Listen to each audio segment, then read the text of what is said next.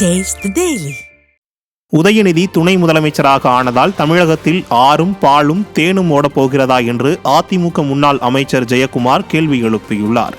முன்னதாக சென்னை ராஜா அண்ணாமலைபுரத்தில் உள்ள சிவாஜி கணேசனின் 97வது பிறந்த நாளை முன்னிட்டு அவரது சிலைக்கு அதிமுக முன்னாள் அமைச்சர் ஜெயக்குமார் மாலை அணிவித்து மரியாதை செலுத்தினார்.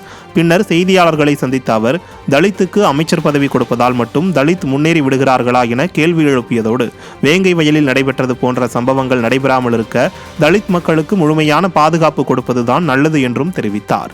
மேலும் உதயநிதி துணை முதலமைச்சராக ஆன பிறகு ஆறும் பாலும் தேனும் ஓடப் போகிறதா என்பது உள்பட பல்வேறு கேள்விகளை நிர்வாக திறனற்ற திமுக அரசுக்கு எதிராகவும் முன்னாள் அமைச்சர் ஜெயக்குமார் எழுப்பினார்.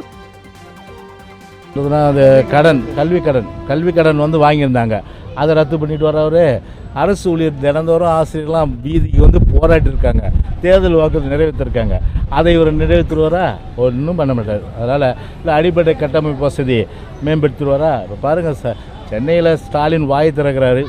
வாயை திறந்த உடனே ஒருத்தர் குழியில் விழுந்து சாகுறாரு. எங்கே?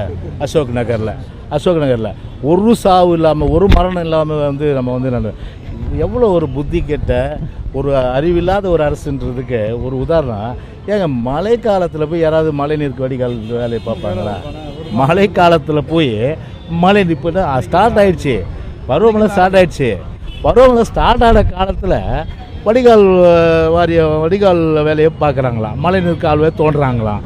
எப்படிப்பட்ட ஒரு 23ஆம் புலிகேசி அரசு, 23ஆம் புலிகேசி ஒரு காமெடி தர்பார். சுருக்கமாக சொன்னால் என்ன சொல்லணும்,